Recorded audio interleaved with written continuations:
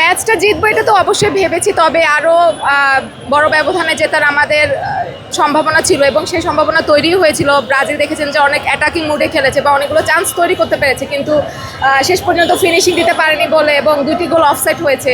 So আমাদের expectation ছিল আরও অনেক বড় ব্যবধানে জিতবো, সেই জায়গা থেকে একটু ডিসঅ্যাপয়েন্টেড, আবার খুশি যে জিতেছে ব্রাজিল। তারা তো সবসময় চায় ব্রাজিল খারাপ খেলুক, তো তারপরে আমার কাছে মনে হয়েছে যে তারা চেয়েছে ব্রাজিল জিতুক, তবে এত বড় ব্যবধানে জিতবে বা হাইতিও একটা স্কোর করবে এরকম একটা এক্সপেকটেশন তাদের মধ্যে ছিল।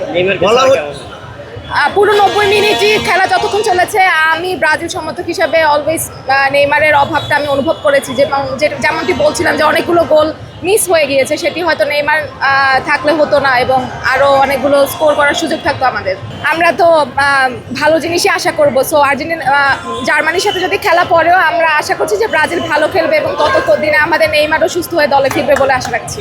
7 আপের একটা অভিজ্ঞতা আছে যে ব্রাজিলের জার্মানির সাথে, সেটা কি আবার পুনরাবৃত্তি ঘটলে কি ঘটতে পারে? ব্যাগ ঘটতে পারে, যেটা আমাদের কাছে পাওনা আছে আমরা সেটা ফিরিয়ে দেওয়ার চেষ্টা করবো। আচ্ছা, প্রথম হাফে দেখলাম 3টা গোল হলো, এরপরে আসলে ব্রাজিল সমর্থকরা আশাই করছিল হয়তো বা তারা 7 আপ দিবে, আসলে কি হলো বিষয়?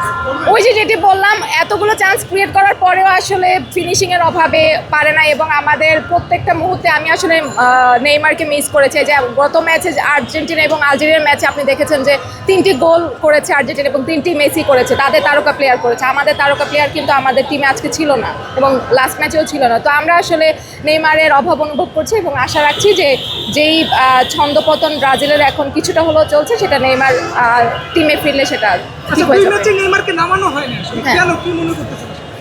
নেইমার এখনো পুরোপুরি ফিট না, আমরা যতখানি জানি, এই জন্যই পুরোপুরি ফিট হলে ইনশাল্লাহ খুব সুন নেইমার দলে ফিরবে। আর সর্বশেষ কেমন আশাবাদী 6 নম্বর স্টার্টটা হবে কিনা আপনাদের? ইনশাল্লাহ, অবশ্যই।